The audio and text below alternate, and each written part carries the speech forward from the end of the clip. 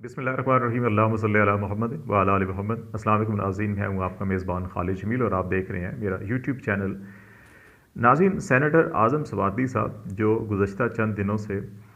इंसाफ के मतलाशी हैं, कभी वो सुप्रीम कोर्ट के बाहर एहतजाज करते हैं, कभी पार्लियामेंट हाउस के बाहर और कभी पार्लियामेंट हाउस के अंदर, और सुप्रीम कोर्ट के अंदर जाकर ह्यूमन राइट्स सेल से भी और चीफ जस्टिस से भी मुलाकातें कर चुके हैं। उन्हें एक ट्वीट करने पर न सिर्फ गिरफ़्तार किया गया बल्कि मुबैना तौर के ऊपर बहाना करके तशद्दुद का निशाना बनाया गया, और फिर उसके बाद उनकी फ़ैमिली को आज़म स्वाति साहब की जो अज़दवाजी ज़िंदगी है उससे मुतल्लिक खुफिया वीडियोस बनाकर भेजी गई और उनको ब्लैकमेल किया गया। लेकिन वो ब्लैकमेल होने की बजाय उन्होंने खुलकर इजहार किया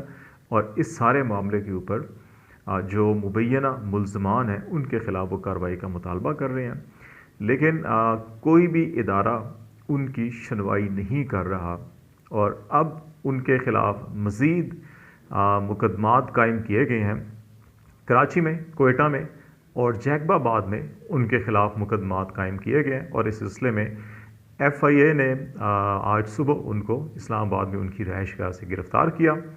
और उसके बाद फिर उनका 2 रोज़ा जिस्मानी रिमांड हासिल कर लिया गया है।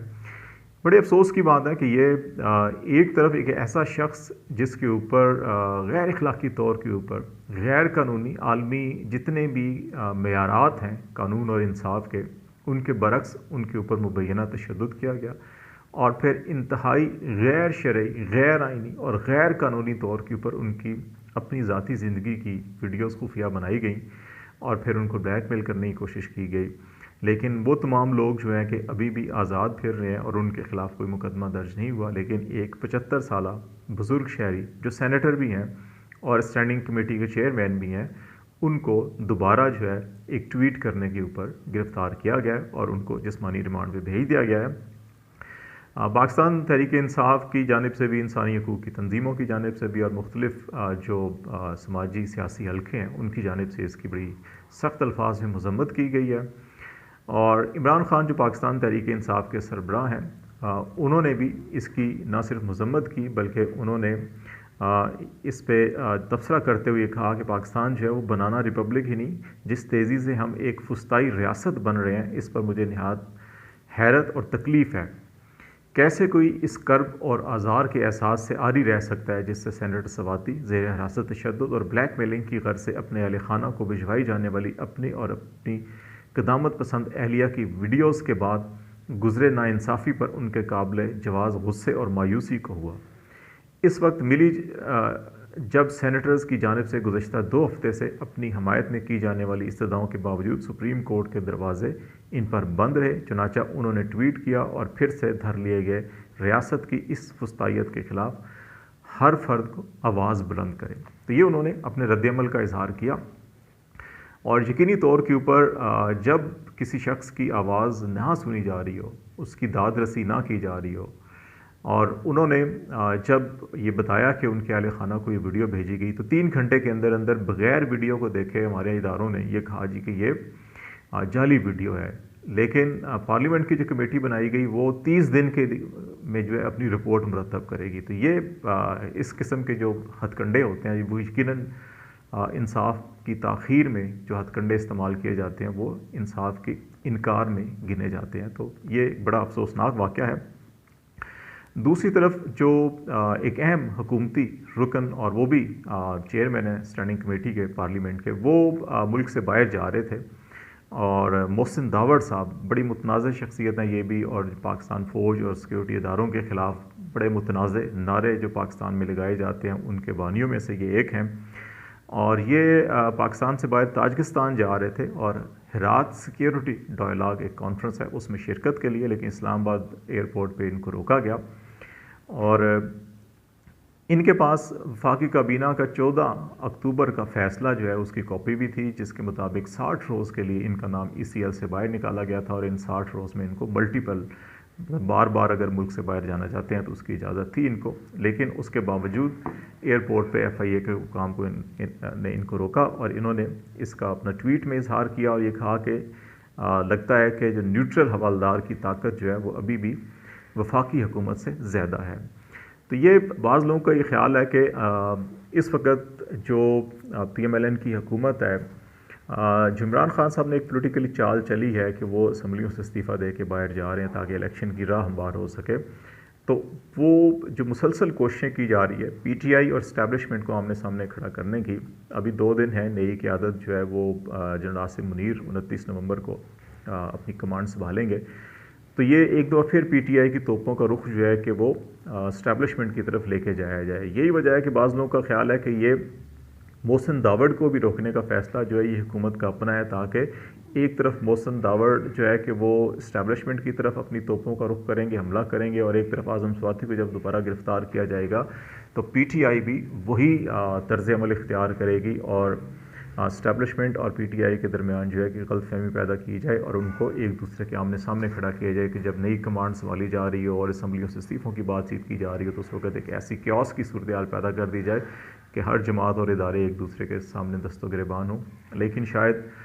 یہ چال بھی کامیاب نہیں ہو سکے گی۔ تیسرا اہم بڑا معاملہ جو حکومت کے حوالے سے اس وقت پی ٹی آئی نے اعلان کیا ہے، اتحادی حکومت کے جو قائدین ہیں وہ سر جوڑ کے بیٹھے ہیں، مشاورت چل رہی ہے، اسحاق ڈار صاحب سرگرم ہیں، وہ پی ڈی ایم کی قیادت سے ملاقاتیں کر رہے ہیں، اور اس وقت جو پی ڈی ایم کی لیڈرشپ ہے وہ یہ فیصلہ انہوں نے کیا ہے کہ پنجاب اور خیبر پختونخوا کی اسمبلیوں کو بچایا جائے گا، ان کی تحلیل کو روکا جائے گا، اور اس سلسلے میں تمام جو قانونی اور آئینی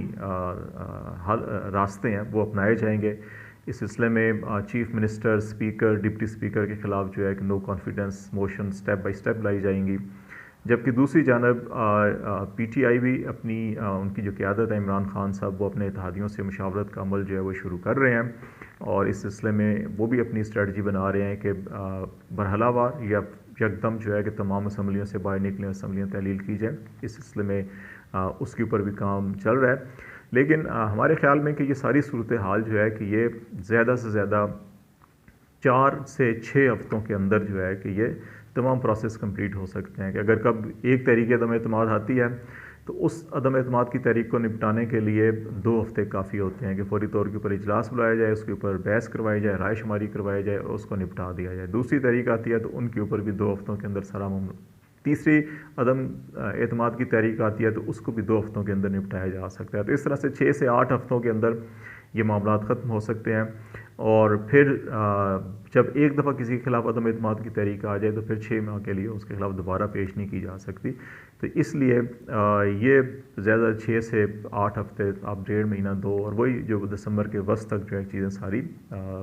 کلیئر ہوں گی، دسمبر کے اینڈ تک جو ہے یہ دسمبر کے مہینے کے اندر یہ چیزیں کلیئر ہو جائیں گی۔ ایک اور بڑا اہم مسئلہ جس کے اوپر اعظم سواتی صاحب کی گرفتاری بھی ہوئی اور بہت زیادہ معاملات ہیں، وہ جنرل باجوہ صاحب کے اثاثے ہیں جو چند روز پہلے فیکٹ فوکس نے ان کی اہلیہ کے، ان کی بہو کے جو ٹیکس گوشوارے ہیں وہ پبلک کیے تھے، اور ان کے مطابق انہوں نے کچھ چیزیں ریز کی تھی، کویشچن ریز کیے تھے، تو اس پہ آئی ایس پی آر نے اپنی وضاحت جاری کی ہے، لیکن یہ ایک ادھوری وضاحت ہے، یہ بالکل اسی طرح ادھوری وضاحت ہے جس طرح سے آئی ایس آئی کے چیف نے اور D G I S P R نے پریس کانفرنس کی اور ایک ادھورا سچ بولا اور ایک بیانیہ بنا کے ٹارگٹ کیا پاکستان تحریک انصاف کی مین لیڈرشپ عمران خان کو۔ پھر اس کے بعد جنرل باجوہ صاحب نے یوم شہداء کی تقریب، جو ان کی بظاہر الوداعی تقریب تھی،